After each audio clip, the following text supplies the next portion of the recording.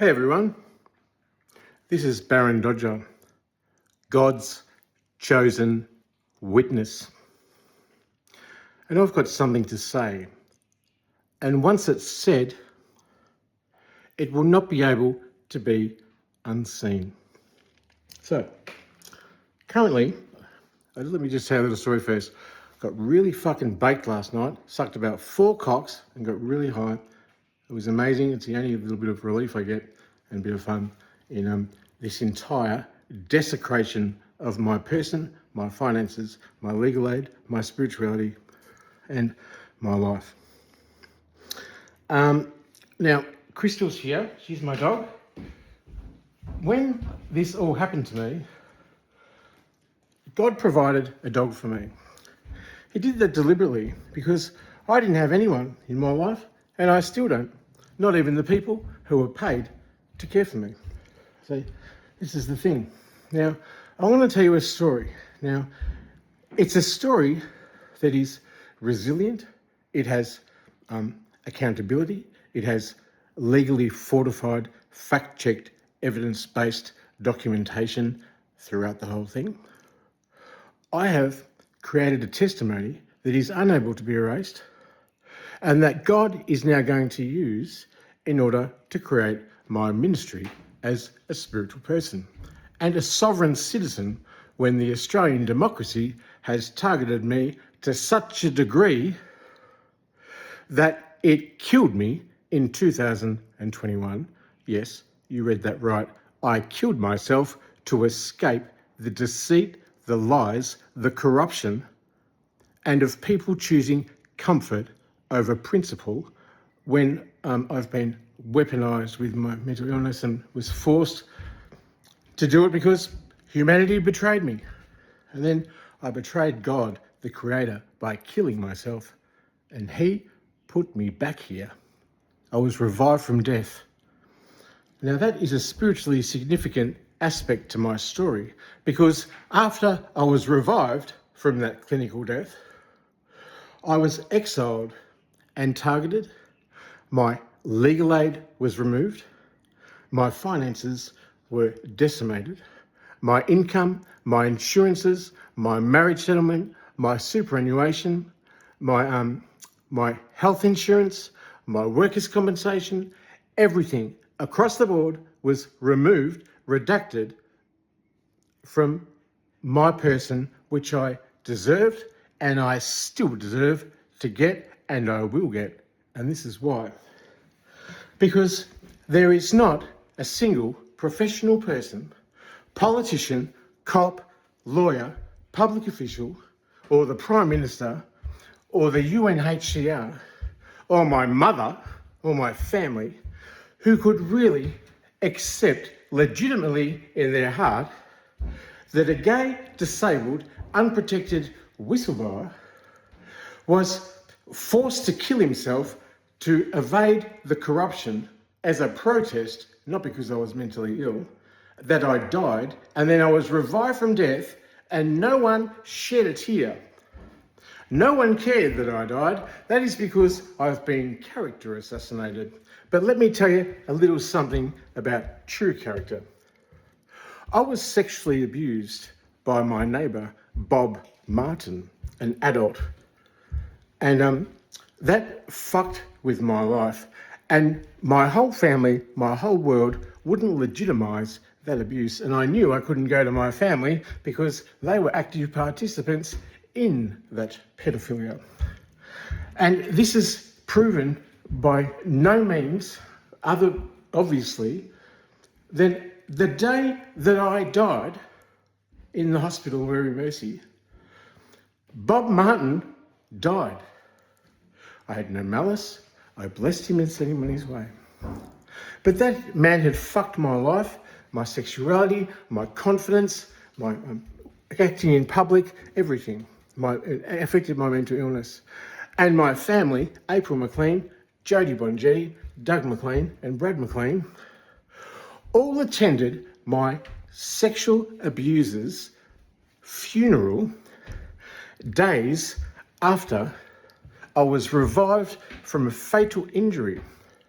A fatal injury which was really, at its essence, caused by the betrayal of my entire family, who never appreciated me, who mined my talents. They praised me for being a good drawer and a good speaker and all that kind of stuff, but they never wanted me to get my life in order.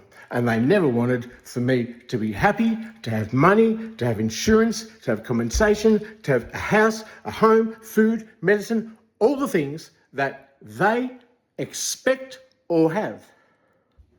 And all of them are guilty in this political targeting, as I'm a toxic family scapegoated child. But God, and I am God's witness, needed to deliver me into the world somehow. And it was the family of April and Doug and Jody and Bradley and all the extended family. They never wanted my success. They wanted to keep me small. They wanted to keep me targeted. They wanted to define me as mad. But I've healed. I've grown. I've called it out. And I've outgrown all of the limited perspectives that they have on my life. And you know why I can say that with great confidence and self-assurance? Is because of these two things. I am God's child. I have sentience. I'm worthy of things that sentient beings have. And right now, it is a continuation of those attributes that are obliged to any living human being that have been taken from me. Just look at the cockroaches in the house, you know. You want to let the cockroaches go there? If you're going to care for a disabled person in your care, you don't put them and their therapy dog in a house which, A, has no yard for Crystal, my therapy dog, the only sentient being who has not betrayed me, and you would provide a yard. I begged them today for $50 so I could pay for my AI drive, because I'm doing a lot of things on AI, and I've got a doctorate in AI ethics, post-humanism, framed by global catastrophic risks. I am one of the legitimate researchers in AI, and I have prophesied the things that would happen years ago that have come to light, and they are afraid of my testimony because I know how to use it. I've got a doctorate in it. So whilst all these people, and I'll spell it out, here we go, my entire family, there is a black budget to never talk about me in the media, and get this, I was a journalist for the Herald Sun and The Age, working for the machine, but when my book came out, Recovered Not Cured, they targeted me because, you know why? Recovered Not Cured, A Journey Through Schizophrenia was a whistleblower book. It saw through the veil, it saw the corruption, and the powers, those archons of society, didn't like it. So the Herald Sun humiliated me publicly, and The Age then fired me without consequence. That is an absurd amount of power that has been weaponised on my apparent illness, when I was only honest about my very vulnerable and maybe naive perceptions of the world, but they were perceptions, and you know what? They were right. Debbie Morgan, the girl I lost my virginity to at the police breakup in Springvale, it has now been revealed she was paid to fabricate a report in order to destroy my credibility. And that was revealed from Ben, the NDS provider, who I demanded I give evidence to of an assassination attempt of me that was targeting me, and they aimed to kill me. Read that. That is a state-sanctioned, targeted killing of a gay, disabled, unprotected whistleblower. I've got news for you. Australia is not a democracy. It's an authoritarian rule, feigning to be a democracy, like my family feigned to support me and the NDIS feigns to care for me, and the politicians feign to stick up for you, and the media feigns to have your best interests at heart. Let me tell you fucking something right now. My testimony is going to be used as the basis for exposing the entire corrupt machine. The entire fucking thing. And I'm going to be vindicated. I'm going to be worth millions and millions of dollars. But you know what? I don't even do this for money. I release all my testimonies and all my documents and my fact-checked, evidence-based essays, public interest disclosures, and other important legal documents for free on my website. And you can have a look below. It's free. Do your research. So, it's an extraordinary situation. All I needed was 50 fucking bucks in order to pay for my AI drive, because of my doctorate in AI. I'm using it to record my testimony, and the very people that are supposed to be caring for me, the NDIS, Centrelink, WorkCover, Phillip Glass of the Public Guardian, Suki Tia, corrupt support coordinator, they all know about the assassination attempt and its cover-up, because Ben had to sign a non-disclosure agreement when he revealed it to me. They were going to kill me, and the reason ASIO saved me from being murdered as a vulnerable person who has been a citizen in this democracy, who actually contributed more than any family member, any politician, any lawyer, any of them all put together, they were going to kill me. That is how they fear my light. And my light doesn't need a reason to shine. It does not. It exposes darkness. I am God's child. You watch what he does next. Because I've done incredible AI-authored examinations about my life and the probability of me surviving what I've been through. That includes not being able to report a crime to police, not getting a lawyer, having every compensation and thing not paid to you, being politically exiled, being targeted politically by every cop, every lawyer, every politician, all my family and friends, the NDIS, the Public Guardian, everyone who is paid to care for me. They don't. They feign they do, but they don't. And this is why I feel pity for them. Because I've grown. I've outgrown their narrow definitions of what they think of me. I'm operating on a level so far beyond their petty government jobs and their NDIS blood money and the black budget ops and the black ops who follow me around and the surveillance and everything else and the V2K audio harassment and ASIO, the entire fucking thing. I have pity for them. I have pity for you. Don't you understand that? I'm not even angry this has happened to me. I'm not.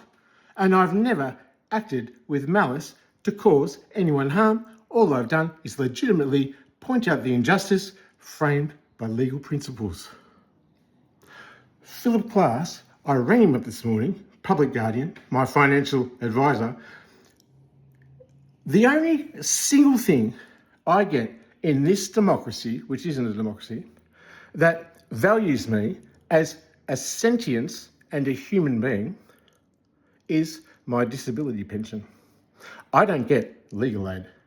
I don't get the opportunity to report crime to police, or the media reporting me, or a politician help, or my family help, or anyone help, or the NDIS help, or the Public Guardian. I don't get any of that.